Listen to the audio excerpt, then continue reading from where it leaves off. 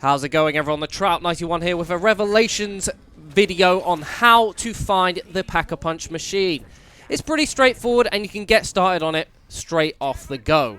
In the very first starting room, there is an altar in front of you. Go up behind it and press square on it. It costs 500 points to activate, and you'll have a little wave spawn where you've got to protect yourself and the altar by shooting any zombies that come towards you. This process lasts about 20 to 30 seconds. It's not particularly difficult either, and if you're doing it in the early rounds, obviously it can be very, very simple and quite straightforward to do.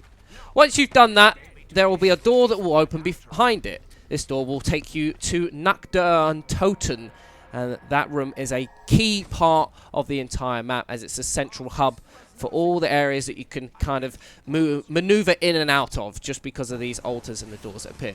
So you'll see this generator on your side. One of the lights will light up green every time you do an altar.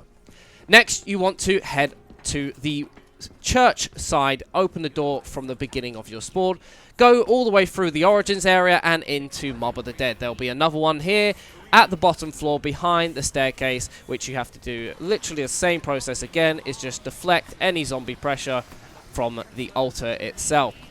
Once you've done that, you'll have 2 available and you'll be looking for number 3. Head on through Mob of the Dead and you'll eventually come to the Verrückt area. What you want to do is go downstairs past the sleight of hand machine on your left, and through this door on the right you'll take yourself outside to an altar, and that'll be the 3rd one you have to do. And again, very much the same process, rinse and repeat. Even at round 7 it's still pretty straightforward, especially if you've hit the weapon box itself. It gives you some really nice weapons. I managed to get the haymaker, which lasted me quite a long time. It's still a very effective gun. Now, after you've done the 3rd one, you'll be looking for the 4th, carry on past Verrückt, you'll head on to Toten, and then finally you'll find yourself in Der Eisendra again. So, 4th time, this time, and it'll be the last time you have to do it. It's just kind of deflect the wave. It's very, very simple. I'm doing it by like round 8 or 9, and then we can head ourselves back to Toten, where we can look to find the Pack-a-Punch.